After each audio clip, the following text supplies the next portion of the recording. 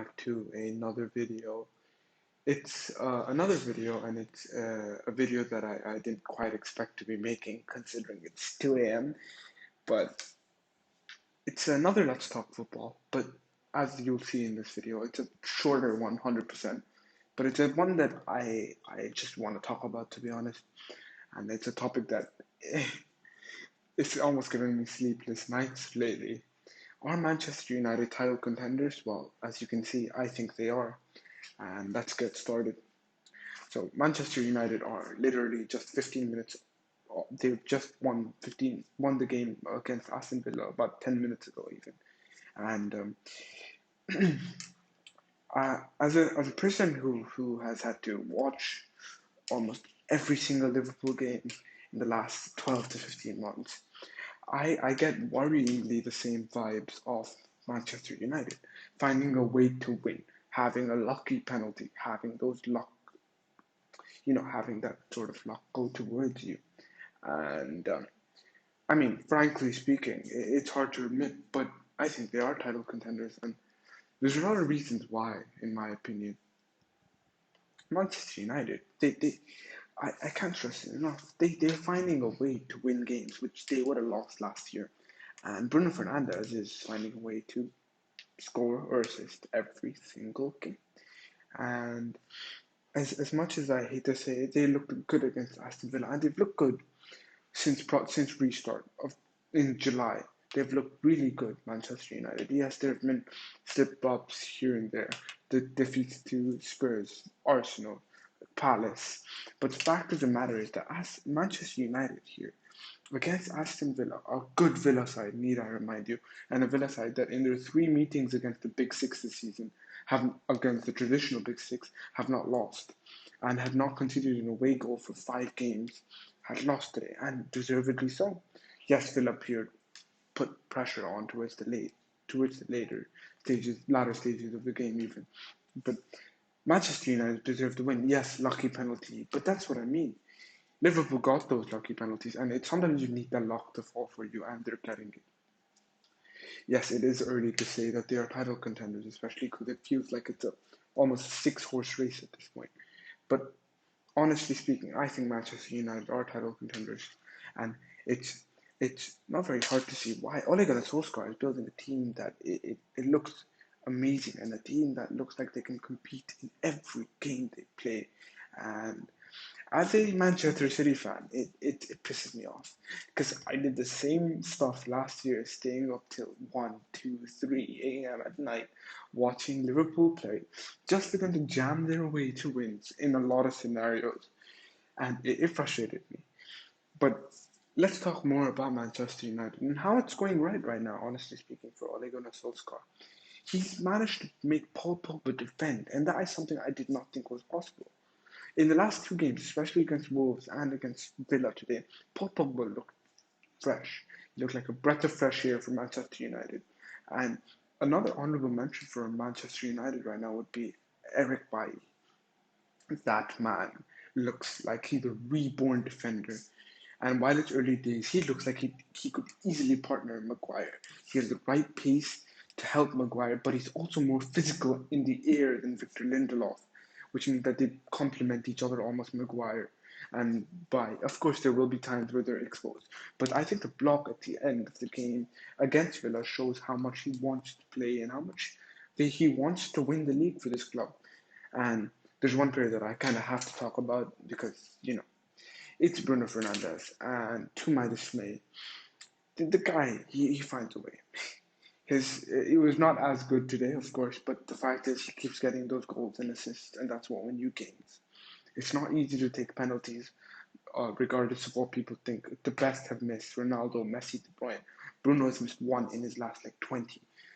So I wouldn't compare it to De Bruyne, of course not. I think De Bruyne is a better player, because and my reasons are different, of course, but we'll leave that conversation for the next video. But it's crazy to see Ole Gunnar Solskjaer do this, honestly speaking. If you told Manchester United fans when they lost to Arsenal 1-0, that they were 15, that when they were 15th and If you told them then that they were going to contend for the Premier League, they would laugh. But oh my word, their transformation! I can't remember the last time they lost a game. It's been a very long time, and it's been a 2 months of revolution for Ole Gunnar Solskjaer, and it hurts. But now onto something a little bit different. The game that I think is the game of the weekend, and I'll tell you what, not just because I'm a Manchester City fan. Now, Manchester City were hit with 5 players getting COVID. I hope, just on a side note, I hope they're all safe and they're recovering as quick as possible. But that meant that their game against Everton midweek, which would have given them a chance to only be 1 point or 1 point behind Liverpool, was cancelled. And I think it's an Everton side, by the way, who would not have had Richarlison and have only won one game again without Richarlison in their squad since he signed for them. And it would have given them a chance to go and win. And I think they would have won. But now they've got that week off. And while people see that as a positive, and I do too, I think the game on Sunday against Chelsea is a big one. And it's a big one for Frank Lampard too, whose job is well on the line right now. Whose job is so on the line. I fear Frank Lampard because that loss against Arsenal was bad. And then against Villa, they were good but not good enough. And it's more of the same for Chelsea, but this is a weaker, much weaker, without Ederson, without Walker, without Jesus, without Ferran Torres possibly, and without Cancelo. Ferran Torres and Cancelo are not official, so that means that they could play, but there's chances that they are the other two. It is very important to notice Ferran Torres is City's top goal scorer. That's one thing. Ederson has been very, very integral for City. Walker has been 9 out of 10 in like multiple games. Cancelo has looked class. Um, Jesus, he's been hit and miss, but still a talented player. And I think Chelsea have to seize at this opportunity to win against a big six side. And for me, this is the game of the weekend because, honestly speaking, if Manchester City are going to lose here, I think it's title. I think it's over. And people call me delusional, but I cannot see how Manchester City recover from this. But to give Manchester City fans, a bit of positive hope just before I end the video, I think Manchester City can win this game. I do think they can.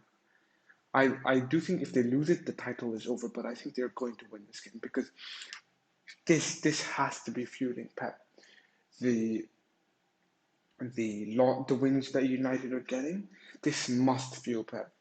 And Pep knows. Pep really knows how important this game is. To go to Stamford Bridge and to win is very important, considering A, they don't have fans, and B, I don't think they've beaten a top half team yet in the Premier League.